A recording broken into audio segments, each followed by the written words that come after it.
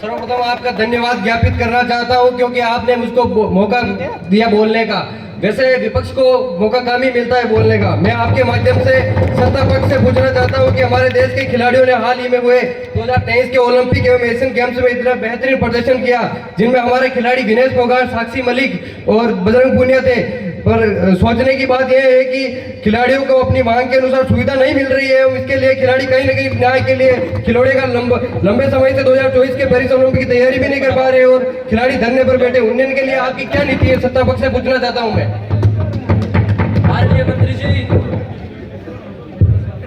माननीय अध्यक्ष महोदय, इन्हीं सवालों का जवाब देने के लिए तो हम सत्ता पक्ष में बैठे हैं। बात जब खेलों की आती है तो हौसलों के साथ साथ जुनून भी बेशुमार होता है। हमारी सरकार कार्य करती है, हवाई बातें नहीं। माननीय महोदय, भारत सरकार ने वर्ष 2023-24 के लिए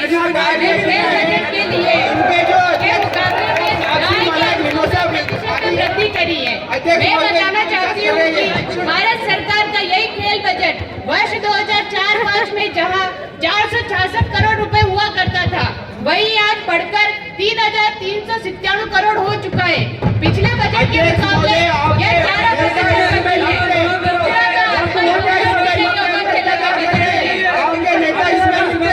क्योंकि देश का खेल बजट और खेल की सफलता एक दूसरे के पूरक है। माननीय महोदय, हाल ही में हम पूरे देश में हुए खेलो इंडिया यूथ गेम्स 2024 में 5,600 से अधिक एथलीटों ने भाग लिया है, जो 19 जनवरी 2024 से लेकर 31 जनवरी 2024 तक तमिलनाडु के 4 शहरों में हुआ था। माननीय अध्यक्ष महोदय, मैं आपको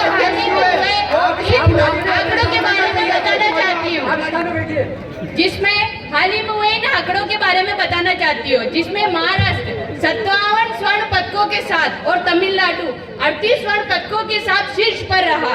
वर्ष 2018 में तत्कालीन केंद्रीय खेल मंत्री के द्वारा शुरू की गई योजना खेलो इंडिया देश के खेल क्रांति में एक इतिहास लिखा है।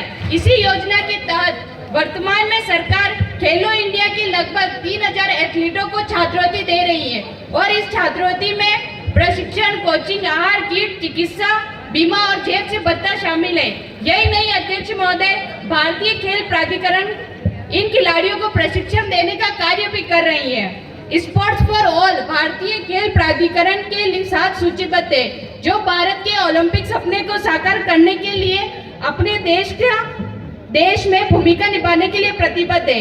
कहे तो भारत में विश्व की खेल महाशक्ति बनने की अपार योजनाएं तैयार हैं।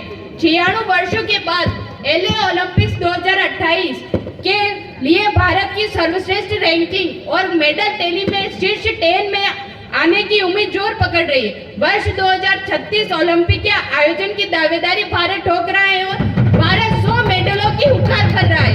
हमें पूर्ण विश्वास है कि यह नीति सफल होगी। इसी के साथ मैं अपनी वाणी को यही विराम देती हूँ। धन्यवाद।